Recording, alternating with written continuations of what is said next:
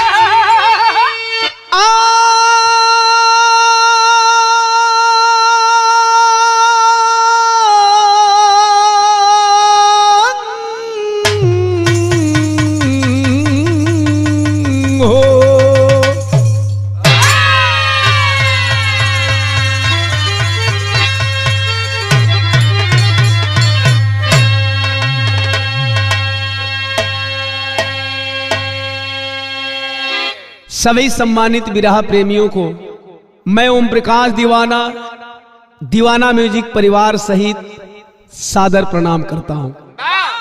आशीर्वाद के रूप में मेरे चैनल दीवाना म्यूजिक को सब्सक्राइब कर लीजिएगा ताकि मेरे नए गाने का नोटिफिकेशन सबसे पहले आप तक पहुंच सके। इस विरह के द्वारा मणिपुर जातीय हिंसा में मरे हुए लोगों को भावभीनी श्रद्धांजलि अर्पित करता हूं तथा पीड़ित परिवार के प्रति गहरी संवेदना व्यक्त करते हुए दोषियों के लिए कड़ी से कड़ी सजा की मांग करता हूं। विरह प्रेमियों, मेरे द्वारा कई दर्दनाक विरह सामूहिक बलात्कार का सुने, लेकिन यह सामूहिक बलात्कार हमारी नजरों में दुनिया का सबसे बड़ा, सबसे घिनौना, सबसे भयावह तथा मानवता को शर्मसार करने वाला बलात्कार है। फिर वही क्रिएटिव टीम परिकल्पना हमारे भाई सम्राटों के सम्राट, सोशल मीडिया सम्राट मुकेश यादव, डिजिटल हेड विशाल यादव, रिकॉर्डिस्ट सम्मानीय बड़े भैया जिनका हमेशा प्यार दुलार मिलता है, आदरणीय धनंजय सिंह जी तथा सहयोग आलोक सागर, लाल बहादुर यादव, तेज बहादुर यादव, मधु मुखिया जी, विपिन चौधरी, उमेश गुरु जी और हमारे शिष्य शिवचरण दीवाना के सौजन्य से आप लोगों के बीच में यह विरह भेज रहा हूं। उम्मीद है पसंद करेंगे। मोदी जी के इस अमृत काल पे ओम प्रकाश दीवाना की कलम प्रश्न चिन्ह लगा रही है। भूमिका में भाव है। विरह के प्रेमी इस भाव पे जरा तवज्जो हो। कैसे जीतन बबुआ?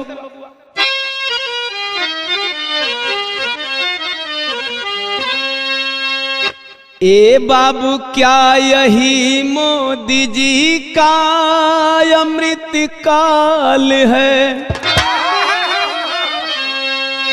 जहां जुल्म बेखौफ जुल्मी करे, मटका छूले अगर छात्र स्कूल में,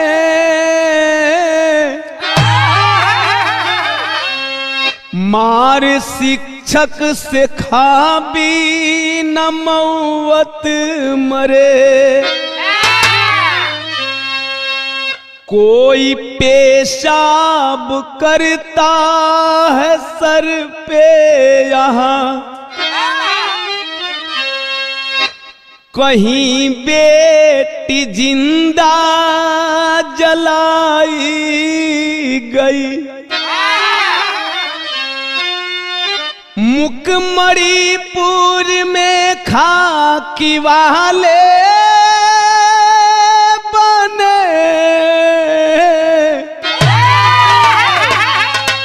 नारी नंगा सड़क पर नचाई गई।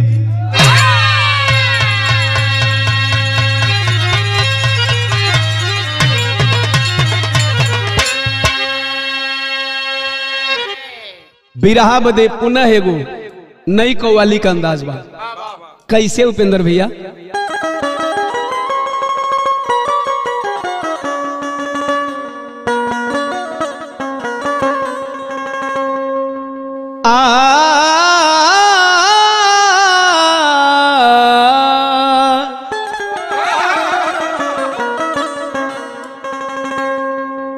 अजी मुसीबत में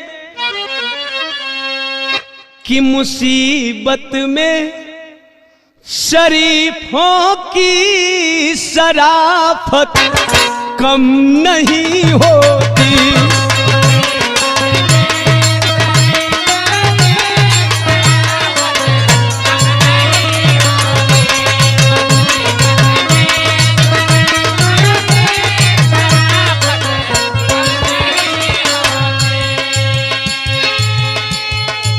मुसीबत में शरीफों की शराफत कम नहीं होती।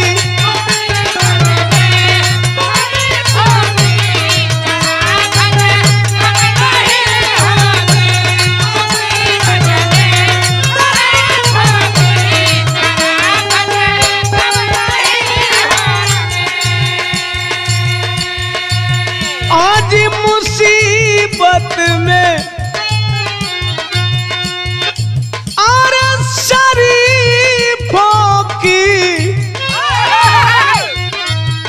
शराफत अरे कम नहीं होती। करो सोने अरे करो सोने के 100 टुकड़े तो कीमत कम नहीं होती। करो सो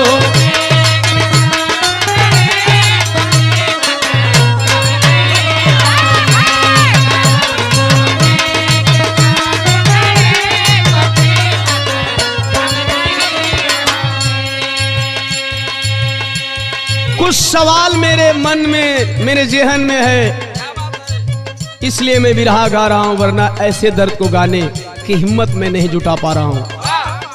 भाव है अजी लिखूं कैसे लिखूं कैसे बेशर्मों की बेशर्मी को कलम रोती।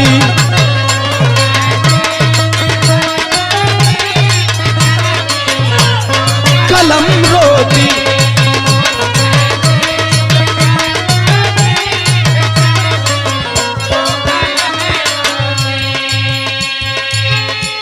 लिखूं कैसे बेशर्मों की बेशर्मी को कलम रोती।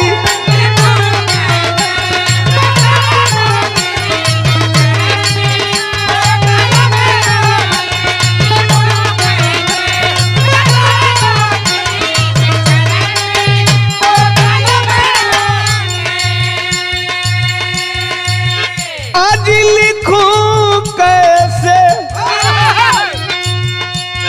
और बेशर्मों की बेशर्मी को कलम रोती। होता भारत को सुरक्षित कहने वाले देश के अंधभक्तों ओम प्रकाश दीवाना की कलम सवाल कर रही है। होता भारत सुरक्षित जब ये हालत तब नहीं होती। होता भारत सुरक्षित जब ये हालत तब नहीं होती।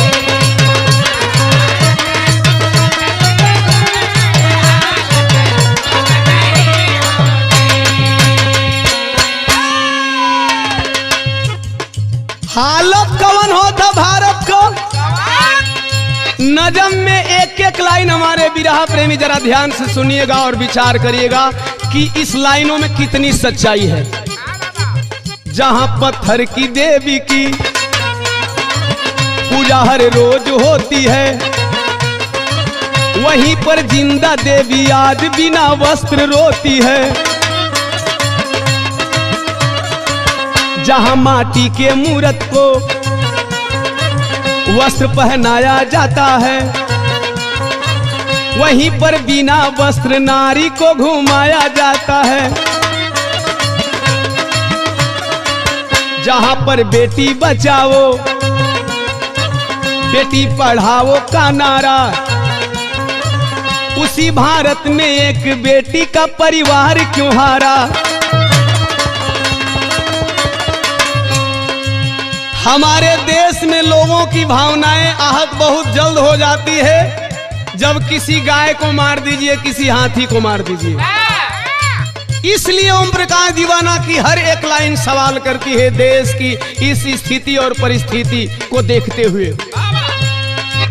जहां पर बिकने के लिए फिल्म बाइकाट होता है, वहीं पर बेटी लुट रही कैसे बर्दाश्त होता है। मणिपुर राज्य का सुनिए जरा घटना ये हकीकत, वहीं के आदिवासियों पर पड़ी टूट मुसीबत। मई 3 को मणिपुर में भयानक आंदोलन हुआ, कुकी मैतेई के बीच में बुरा तब संतुलन हुआ।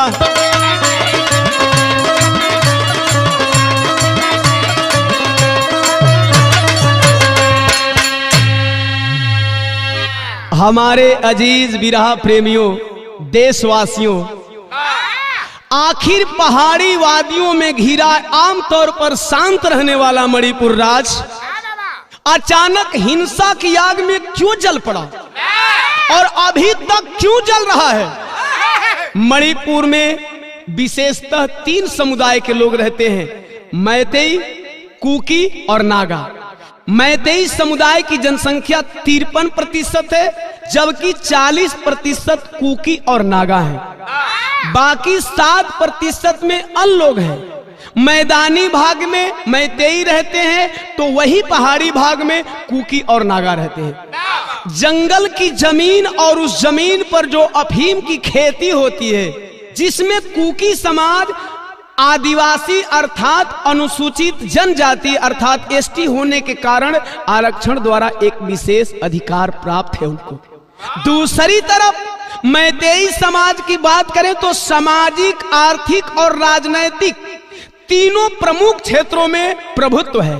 जैसा कि वर्तमान समय में मणिपुर के 60 विधायक में 40 विधायक मैतेई समाज से हैं। मैतेई समाज के ही वर्तमान में मुख्यमंत्री बीरेन्द्र सिंह जी भी हैं। इतना संपन्न होने के बाद भी मैतेई समाज अनुसूचित जनजाति कोटा में आरक्षण मांग रहा है और वर्तमान भाजपा सरकार इस पर विचार करने का आश्वासन भी दे डाली। इससे आर्थिक, राजनीतिक और सामाजिक रूप से पिछड़ा कुकी समाज घबरा गया। कहीं एसटी का दर्जा मैतेई समाज को मिल जाएगा तो हमारा अधिकार छिन जाएगा, हमारी नौकरियों में भागीदारी कम हो जाएगी तथा जंगल की जमीन हड़प ली जाएगी, जो कि हम लोगों के आर्थिक आमदनी का मुख्य स्रोत है, जिसमें अफीम की खेती होती है। आए बिरहा प्रेमियों, इसी के विरोध में अपने हक और आरक्षण को बचाने के लिए मणिपुर में 3 मई को आदिवासियों अर्थात कुकी समुदाय के द्वारा एक रैली निकाली गई। और जब रैली निकाली गई तो हुआ क्या, जीतन बाबू भोजपुरी का तरज लगता।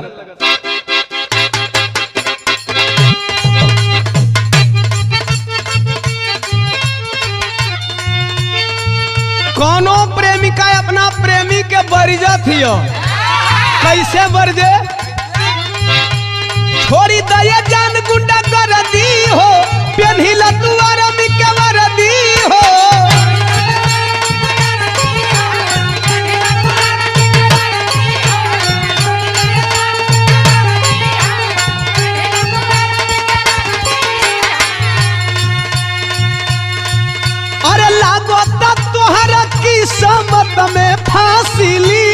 बा हमारा राशि में ये सोना बदमाशी लिखल बा हमारा राशि में ये सोना।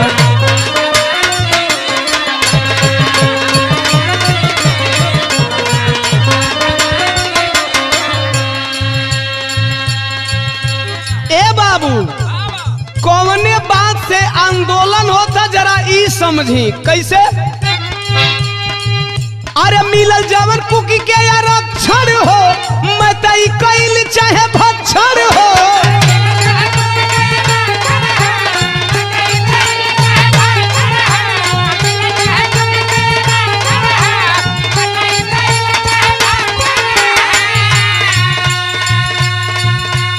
यही कारण विरोध बनवासी कैले हो यही से 3 मई के आंदोलन आदिवासी कैले हो यही से 3 मई।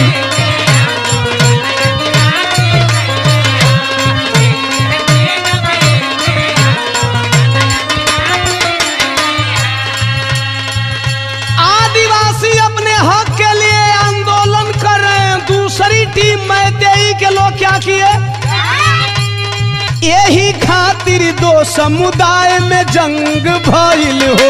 ए बाबू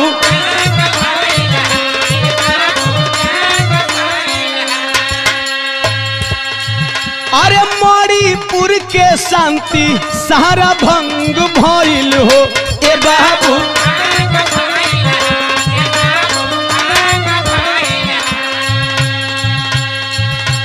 मैतेई समुदाय के लोग बदमाशी कैले हो यही से 3 मई के आंदोलन आदिवासी कैले हो।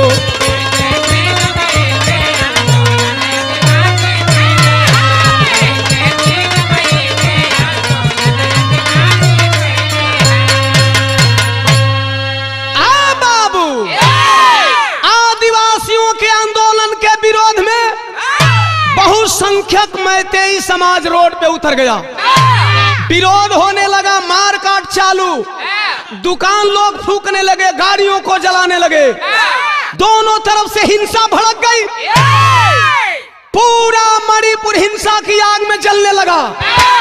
आज जब पूरा मणिपुर हिंसा का आग में जलने लगले भैया 3 बीत गई तारीख 4 आई मणिपुर में हाहाकार है। मणिपुर का एक जिला लगता है कांगपोकपी थाना नोंगपोक सेकमाई गांव का नाम बी फिनोम ओहिजे का रहे वाला एक परिवार कई दर्द बा। परिवार के मुखिया का नाम डेविड की पत्नी का नाम मैरी और डेविड मैरी के बीच में 3 औलाद बाड़न। बड़ा बेटा जॉन बिटिया जौली और छोटा बेटा विवान। घटना ऐसी है कि ये 5 नाम काल्पनिक है सच्चाई से कोई ताल्लुक नहीं है और ये क्रिश्चियन लोग थे इसलिए क्रिश्चियन धर्म के मुताबिक यह नाम है। गौर करेंगे सवेरावा अचानक जौली कमाई मैरी के कोनो रिलेशन में जाए के हो बड़ बेटवा जॉन के लेके घरवा से निकलल चाहते ही अपनी बिटिया के समझावे का समझावत तरज बदल गई। कोनो दुल्हन अपना दुल्हा से कहतिया कि अरे छूछे जान घूंघूटा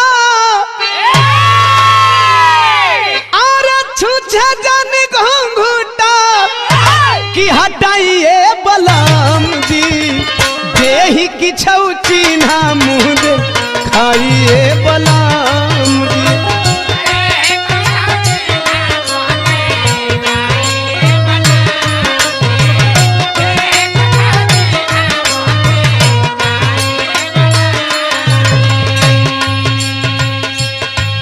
माई बिटिया के समझावे अरे जोरत बसोहर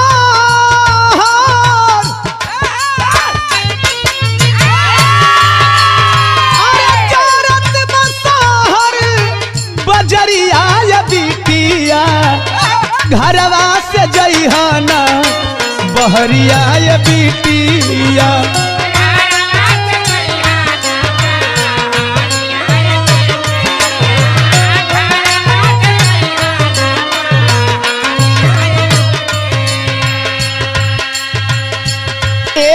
जौली जब तक हम वापस न जाई घरे से बाहर निकले का प्रयास मत करिए। समझावत हिय कि कैसन हालत है शहर का।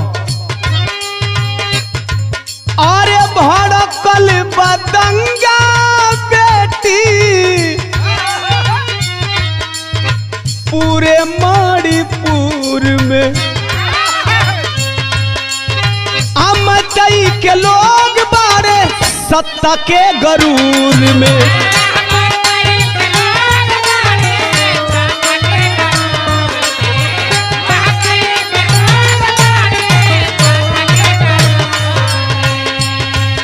जौली कहलस मम्मी मत जाओ, अगर ऐसी हालत है तो मुझे बहुत डर लग रही है। लेकिन माई समझावत है मत डेरा, घरवा हम न के घरवा हो। अरे भैया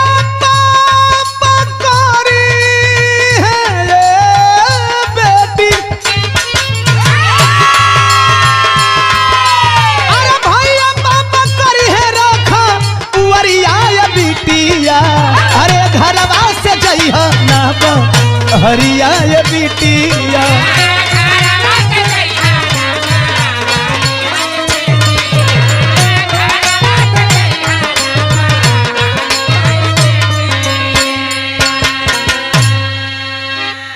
इतना समझा के माई बड़का बेटवा जौन के लेके चल दिहली।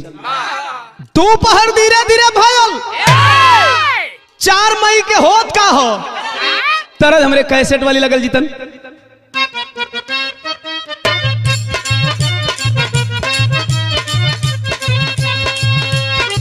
कोनो मर्द अपना मेहरारू से कहे, हमार सवाल शिल्पी राज से हो।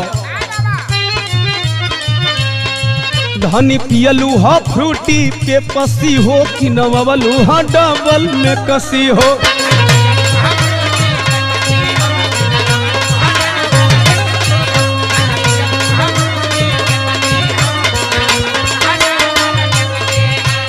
खइलू ह छोला त बोला तकल बलोला मुरझाइल बड़ू कौन करहनावा।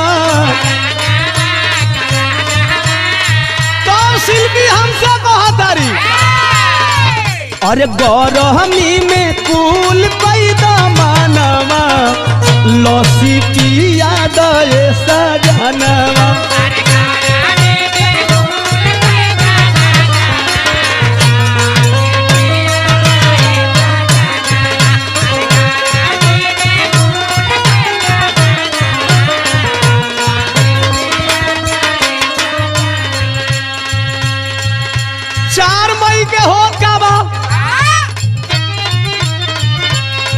चार मई दोपहर नियर आइल बा खून सबका कपार चढ़ी आइल बा।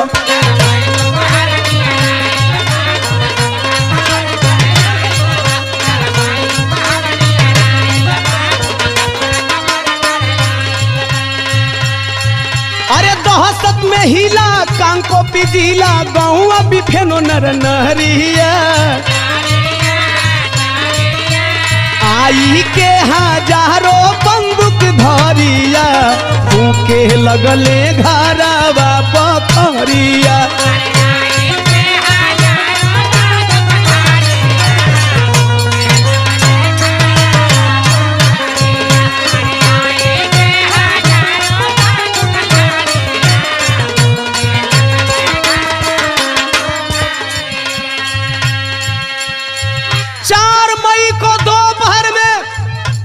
पीड़िताओं के बयान के मुताबिक बीबीसी न्यूज के मुताबिक 900 से 1000 बंदूकधारी आधुनिक हथियार से लैस पूरे गांव को घेर लिए।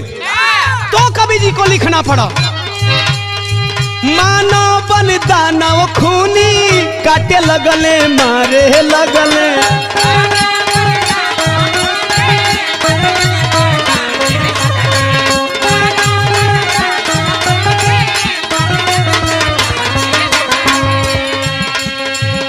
बेटी बहिनियन के इज्जत उतारे लगल।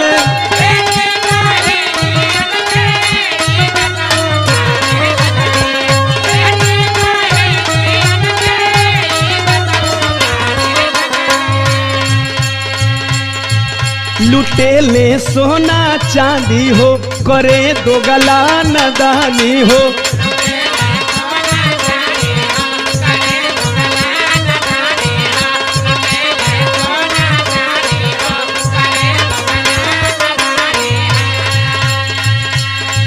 अरे दुगो पड़ोसिनिया भाई और बहिनिया पापा साथे भगल बहरिया। आई के हजारों बंदूक धारिया, फूके लगले घरवा बखरिया।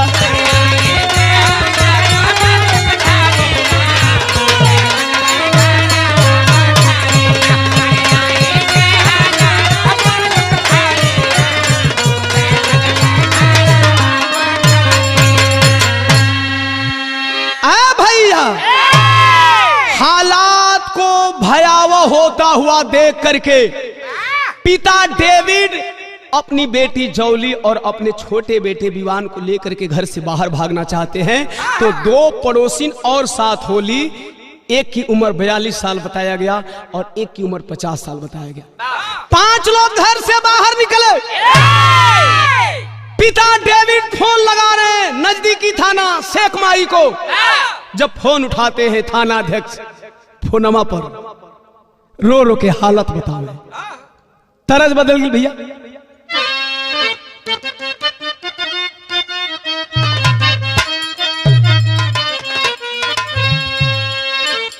गीतिया बाया जय कदसिया, अरे बिहान दुआदसिया तेरसिया के ना किसैया मांगेला, अरे गवानवा तेरसिया के ना। लेकिन ए बाबू डेविड बाबू फोनवा लगौला होन अपनी बेटी का इज्जतिया बचावे बदे, अपना बचवा के बचावे बदे, दुगो पड़ोसिन के बचावे बदे थाना अध्यक्ष से बतियावत हो। से कमाई थानावा अरे लगावल जा बफोनवा बचाई ले बना कि साहब आफत में बजानावा बचाई ले बना।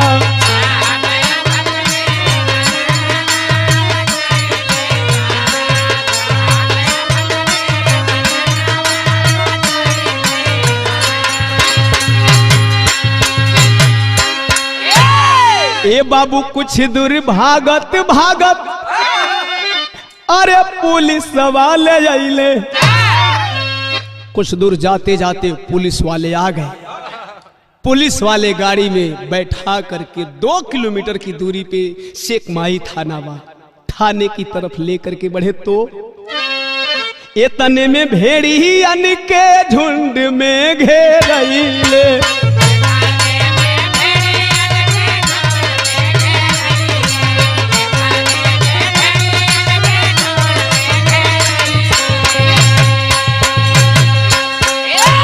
अरे छीनी बेईमानवा कि पुलिस के समानवा खोलावा वे लगले ना कि पूरा देहा के वसानवा खोलावा वे लगले ना।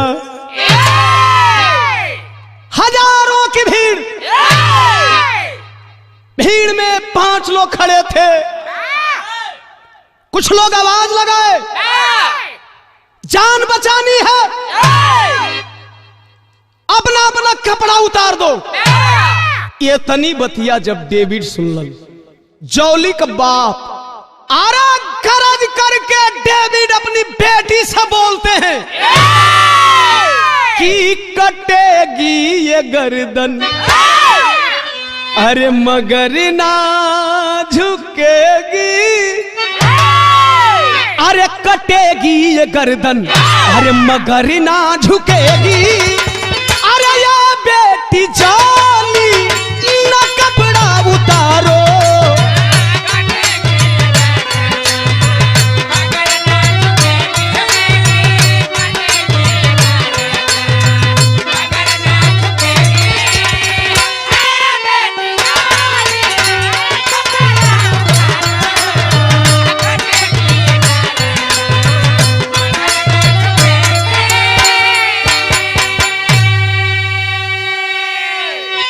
कि अरे कटेगी ये गर्दन मगर ना झुकेगी। कि अरे ये बेटी जाली, अरे न कपड़ा उतारो। अरे दो गले बुझी दिल हरामी के पिल्लो, अरे दो गले बुझी दिल हरामी के पिल्लो। चाहे हमको जारो, अरे चाहे हमको मारो।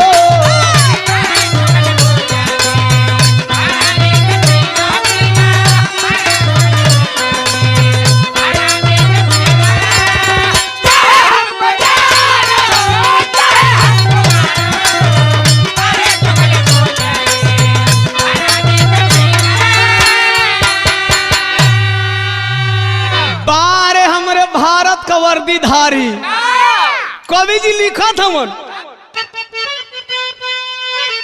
अरे पुलिस पहनी के वर्दी कि देखे गुंडा गर्दी। कि डेविड की करने अरे लगे है पिटाई। अरे हिजड़े पुलिस नंबर 2 निकम्मो, अरे हिजड़े पुलिस नंबर 2 निकम्मो। अरे चूड़ी पहनी लो ये वर्दी उतारो।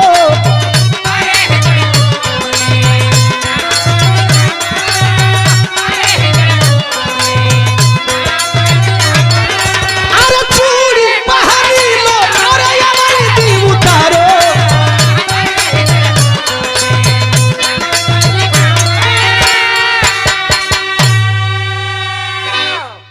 जे वही इतना गरज करके डेविड बोले, भीड़ गुस्सा में लाल हो गई। तू बोलेगा कुकी समाज का। डेविड को मौत की नींद सुला दी।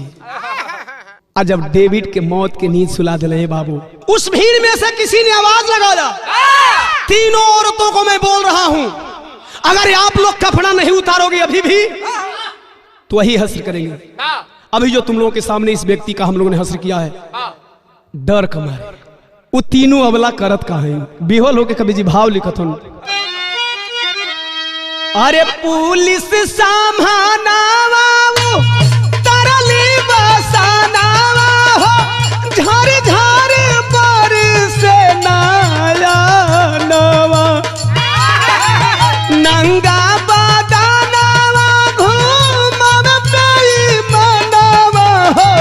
तनवा छुएले सही तनवा।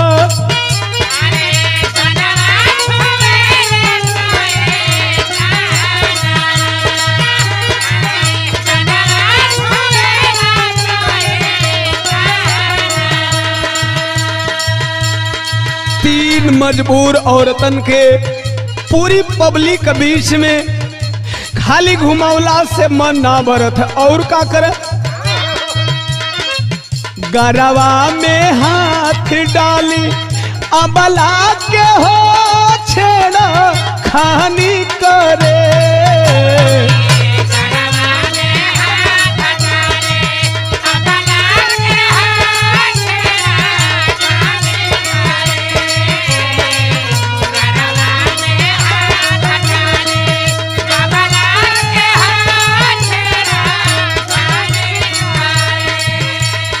धनंजय भैया, सम्राट जी, ई छेड़खानी कैसन है, एक बार मानवता भी शर्मसार हो जाए।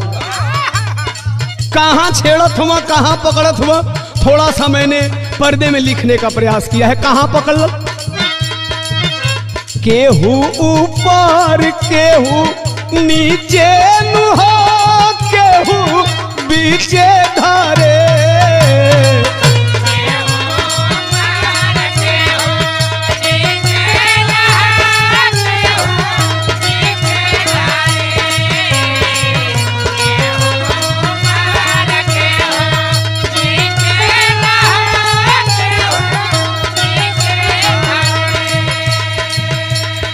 भारत को मुसलमानों से खतरा बताने वाले लोगों के लिए ओम प्रकाश दीवाना सवाल करता है कि भारत मुसलमानों से परेशान है या तथा कथित बुजदिल हिंदुओं से परेशान है। कवि जी का भाव हो, हिंदू घुमावे वाला हिंदू भी देखे वाला रहले ना एको मुसलमानवा नंगा बदनवा घूमर बेईमानवा हो तनवा छुएले सैतानवा।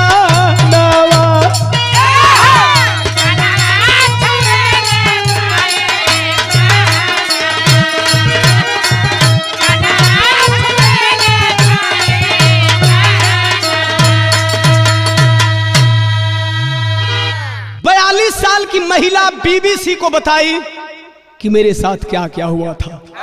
3-4 लोग घेर लिए थे, कोई आवाज लगा रहा था इसकी इज्जत लूट लो, लेकिन वो लोग हमारी इज्जत नहीं लूटे। उस 21 वर्षीय लड़की को पता नहीं किधर ले गए लोग, क्या किए, लेकिन ए बाबू जौली के बयान के मुताबिक जौली को कुछ दरिंदे धान के खेत में ले गए और जब धान के खेत में ले जा करके इज्जत लूटने का प्लान करने लगे तो एगो कहावत कहल जाला, धनंजय भैया, मरता क्या नहीं करता। वह मजबूर लड़की उन दरिंदों से एक गुहार लगा रही है। का लगावे जीतन बाबू, भाव बदल गया।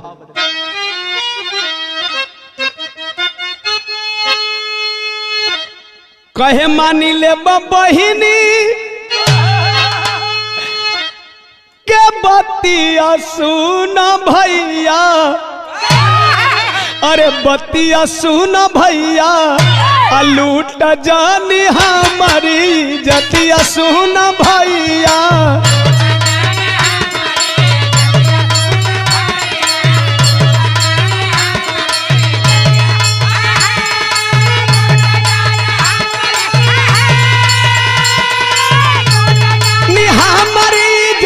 सुन भैया लूट जानी,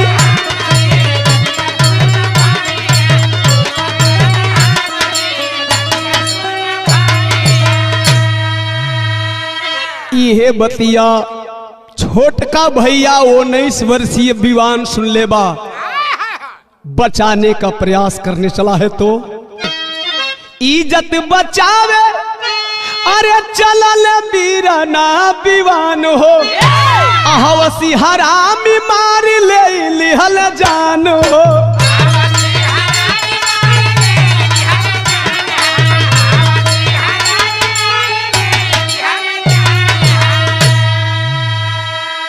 मार दिया, भाई विरोध किया, बहन के सामने पीट पीट करके भाई की हत्या कर दी गई। विवान दुनिया में नहीं रहा, फिर रोथिया तोहरो घर में हुई है, अरे रतिया सुन भैया कि लुट जनी हमारी इज्जतिया सुन भैया।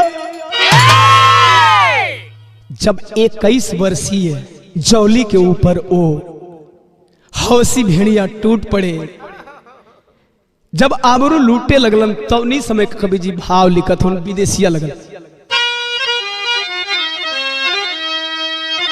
अरे द्वापर के कन्हैया द्रौपदी के भैया हो, आइले ओढ़ावे नहीं ए बाबू तन पे चादरिया, कि जुआवा में हारी पाचो पति मन मारी बैठे, अरे कैसे अइले द्रौपदी के सुनी के गोहरिया। सुना जाता है द्वापर में द्रौपदी की आबरू बचाने कन्हैया आए थे। जिस द्रौपदी को उसके 5 पति जुआ में हार गए थे। इस बहन को तो भाई ने नहीं हारा था ना, इस बहन को तो बाप ने नहीं हारा था ना। भाई भी बचाने का प्रयास किया, बाप भी बचाने का प्रयास किया। अरे कम से कम द्वापर के कन्हैया नहीं आए तो किसी कलयुग के कन्हैया को तो वहां पहुंचना चाहिए था। कैले का हवस मिटावे लगले, हवसी हरमिया हो कि अरे बारी बारी नोचे लगले कुकुरासी करिया। नहीं अइले गाड खुदा, अरे नहीं भगवान अइले, लुटी गईली काईस साल की कुमारिया। लूटने से मन नहीं भरा, लूटने के बाद वह पापी धमकी दिए। कौन धमकी? केसिया लिखैबू तो अरे जानवा से मारल जैबू, भय बसरी पाटिना अरे लिखावली मातारिया। भय के कारण मां रिपोर्ट नहीं लिखवाई। जब मीडिया वाले पहुंचे, लोगों ने पूछा आपने रिपोर्ट क्यों नहीं लिखवाया? शर्मसार थी। इसके बाद 12 मई को रिपोर्ट लिखाई गई। 18 मई को महिला आयोग को सूचना दी गई। न पुलिस प्रशासन ने कुछ किया, नहीं महिला आयोग ने कुछ किया। वर्दीधारियों के सामने लूटती हुई बेटी को देख करके ओम प्रकाश दीवाना की कलम पुनः देश के पुलिस प्रशासन के ऊपर उंगली उठाती है और सवाल करती है टेरी का शैली में। बाबा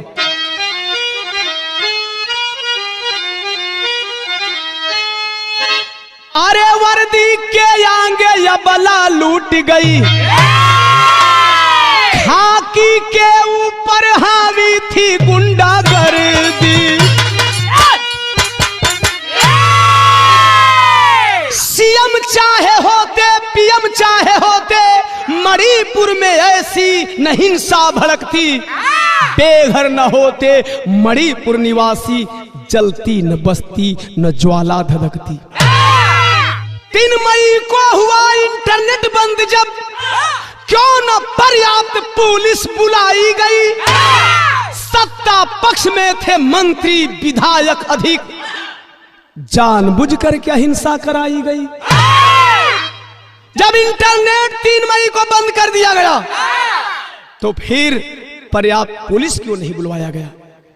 तानाशाही चलाते हो हर वक्त तुम, छीन कर सोशल मीडिया की टोटल आजादी।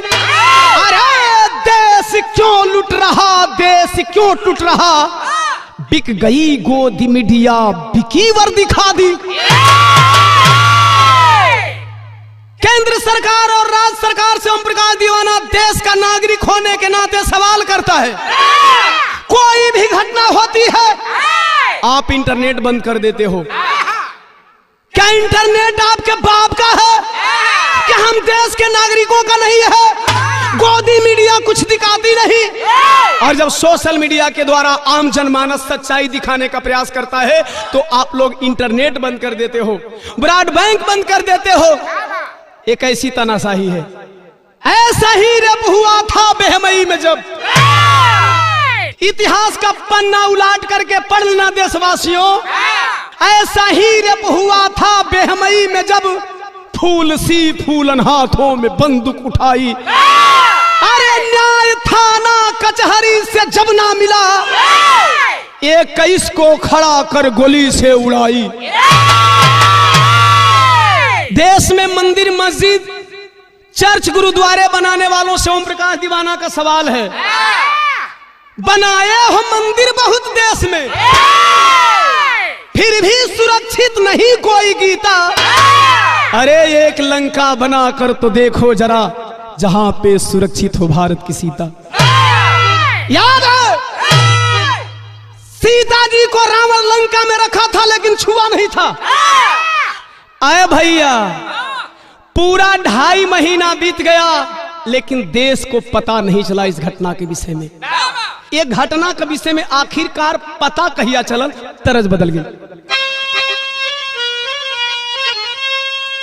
अरे 2.5 महीना से ऊपर धीरे धीरे बीतल समैया हो। 19 के 19 सेकेंड के वीडियो वायरल भइल बा भैया हो।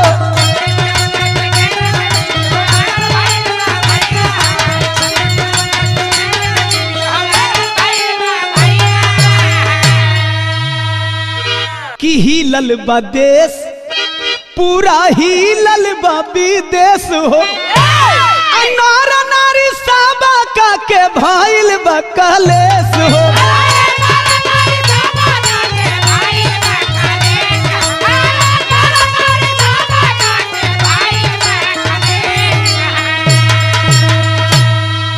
अरे 78वें दिन मोदी के अरे टूटल बाटे उंघैया हो। 19 के 19 सेकेंड के वीडियो अरे वायरल भइल बा भैया हो।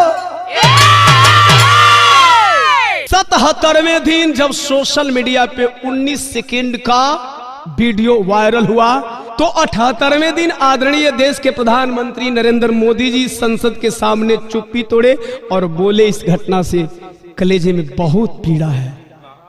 बाहर प्रधानमंत्री जी 2.5 महीने तक आप सोते रहे, आपको पता नहीं था। प्रदेश में भी आपकी सत्ता, देश में भी आपकी सत्ता। जब वीडियो वायरल हुआ तो देश की गोदी मीडिया जो सीमा का न्यूज उछल उछल के दिखा रही थी, पानी में हेल हेल करके संवाददाता पत्रकारिता करते नजर आ रहे थे। शर्म के मारे चुप्पी तोड़े हैं तो कभी जी भाव बदल दिए।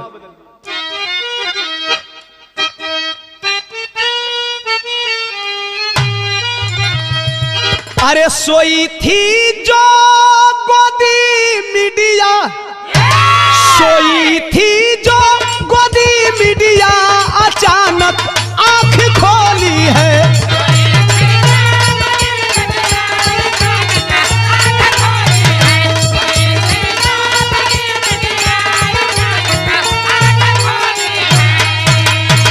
अरे सोई थी जो गोदी मीडिया, अचानक आंख खोली है रे, अचानक आंख खोली है।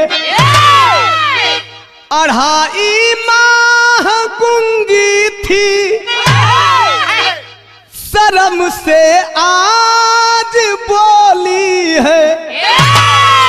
अरे आमने सामने दंगल, हल्ला बोल में होखे हल्ला रे, हल्ला बोल में होखे हल्ला। विपक्षी राजनीति का जहर भारत में घोली है।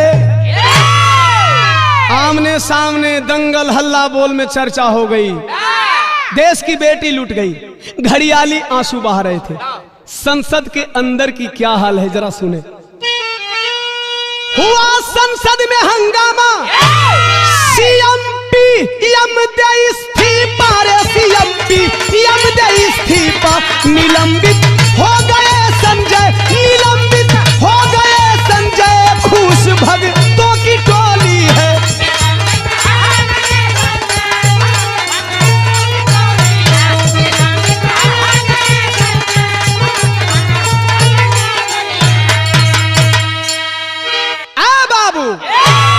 संसद के दोनों सदनों में सीएम और पीएम के इस्तीफे की मांग होने लगी। नतीजा निकला, एक दिन राज्यसभा सांसद संजय सिंह राज्यसभा स्पीकर के सामने जाकर के हो हल्ला करने लगे। सदन के नेता पीयूष गोयल इशारा किए और स्पीकर ने पूरे मानसून सत्र के लिए राज्यसभा सांसद संजय सिंह को निलंबित कर दिया। वाह, देश की पूरी जनता सीएम पीएम के इस्तीफे की मांग कर रही है, स्पीकर को सुनाई नहीं दे रहा है। जो नेता आवाज लगा रहा है देश की बेटियों के लिए, उस नेता को पूरे मानसून सत्र के लिए निलंबित कर दिया गया। बारे स्पीकर साहब, कैसे देशवा चली? जब सजा मिले ना दोषी को विपक्षी शोर मचाते हैं, गोदी मीडिया चिख चिख कहती राजनीति करने आते हैं। मीडिया वाले नंगा नाच नाचने लगते हैं, विपक्ष राजनीति कर रहा है। 2.5 महीने में अगर उस बच्ची को न्याय मिल गया होता, दोषी पकड़े गए होते, तो फिर विपक्षी क्यों राजनीति करने जाते? मुख्यमंत्री एन बीरेन बोले, हर रोज होती घटना ऐसी, मर चुके सैकड़ों लोग यहाँ, इस बात की है चिंता कैसी? मीडिया वालों से बात करते हुए मणिपुर के मुख्यमंत्री एन बीरेन सिंह बोले, इस बात में चिंता करने की कोई बात नहीं है। ऐसी घटना मणिपुर में रोज हो रही है, सैकड़ों लोग मरे जा चुके हैं, हजारों FIR दर्ज हो चुके हैं। तब यूरोप अमेरिका धमकाया, चीफ जस्टिस की फटकार पड़ी। अरे जंतर मंतर हर शहरों में आंदोलन करने भीड़ खड़ी। तो जो हुआ न 2.5 महीनों में, 2 दिन में कैसे खास हुआ? लोग कहते हैं देश की कानून कमजोर है, कि कानून के रखवाले कमजोर है। जो हुआ न 2.5 महीनों में, 2 दिन में कैसे खास हुआ? पूर्व विधायक भाजपा के संग गिरफ्त में हैरादास हुआ। 4 आरोपी गिरफ्तार किए गए। पूर्व विधायक भाजपा के संग मुख्य आरोपी हैरादास थाउबल जिला से गिरफ्तार कर लिया गया। एक बात देशवासियों को आज मैं बता देना चाहता हूं बिरहा के माध्यम से, जब इंटरनेट चालू होगा, कई वीडियो सामने आएगा, अरे पूरी दुनिया में मोदी का असली चेहरा दिख जाएगा। इस 2.5 महीना के हिंसा पर ओम प्रकाश दीवाना की कलम पहपट में सवाल कर रही है, कैसे?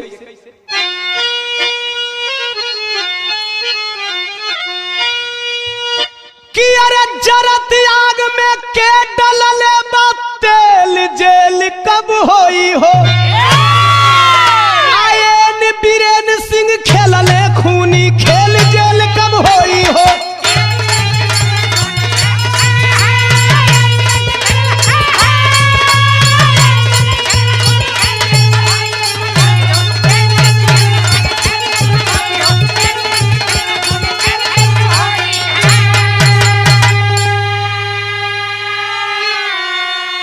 ये हिंसा में अब तक 150 लोगवा गईले मर हो, और लगभग 5000 जरल बा। अरे आग जनी में घर हो, बेघर हुए 60,000 दुख झेल, जेल कब होई हो? आ कई परिवार के लोगवा भइल, अरे अकेला जेल कब होई हो? तो महिला आयोग के अधिकारी अब कहवा सुतल बाड़ी हो? आ कहिया होई इनकाउंटर, कि अब कहिया पलटी गाड़ी हो? मिली दोषी के फांसिया की बेल, जेल कब होई हो? या की बरसी फूल की कसी, अरे नकेल जेल कब होई हो? एक सवाल तमाम भारतवासियों से ओम प्रकाश दीवाना का आला में भाव है।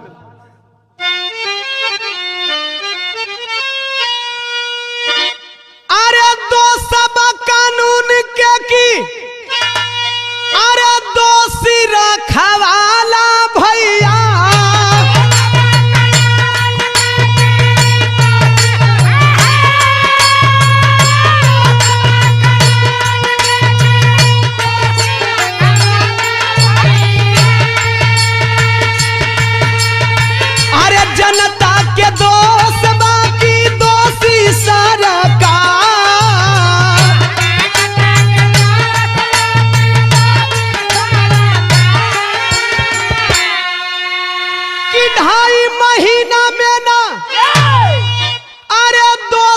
पकड़ैले जवन अरे 2 दिनवा में कैसे भइले गिरफ्तार।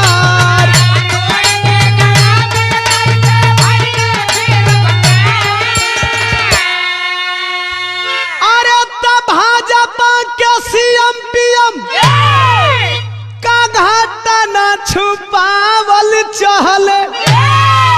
अरे मीडिया छुपावलस बचावलस सारा का।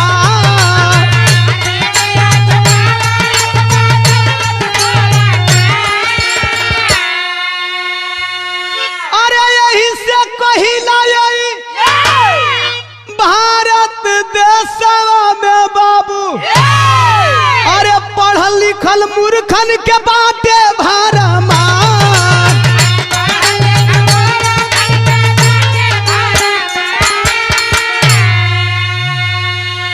अरे बाबू आप लोगों ने इंटरव्यू में एक फौजी का इंटरव्यू सुना कि मैं देश के लिए आतंकवादियों से लड़ा, लेकिन अपनी बीवी को अपने देश के आतंकवादियों से जातिवादियों से नहीं बचा सका।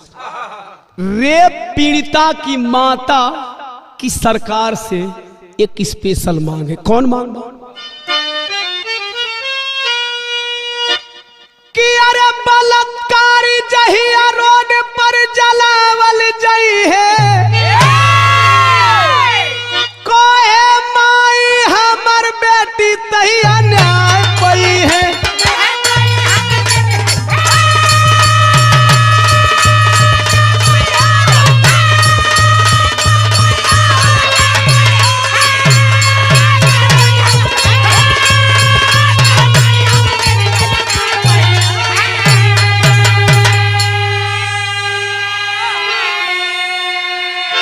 माई बिलख बिलख कहत बा ओह दिन से केहू के ना बिटिया लुटाई आ कवनो बलात्कारी ना जन्म लेवे पाई। बीच चौराहे पर जब सीना में गोली खोई है रेप और दंगा पूरे देश और प्रदेश में नहीं होगा। कब नहीं होगा? मैं जो कह रहा हूं अगर इससे हमारे ऑडियंस सहमत होंगे तो मैं गुजारिश करूंगा कि आप लोग कमेंट में जरूर बताइएगा कि क्या मैं जो कह रहा हूं ये सही है या गलत है। जवाना प्रदेश के अंदर होखे रेप दंगा, धनंजय भैया किसी सरकार के खिलाफ नहीं है, किसी मुख्यमंत्री के खिलाफ नहीं है, पूरे देश हित में चाहे किसी भी प्रदेश में किसी की भी सरकार हो, चाहे किसी भी पार्टी की सरकार हो, सभी मुख्यमंत्रियों के लिए हमारी स्पेशल मांग है कि अगर दंगा और रेप होता है तो अरे जवाना प्रदेश के अंदर होखे रेप दंगा अरे वहां के सीएम के घुमावा कई के नंगा।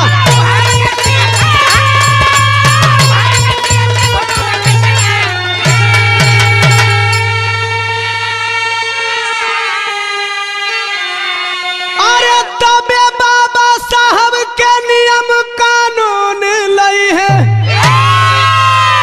अरे कहे माई हमर बेटी तहिया न्याय पई।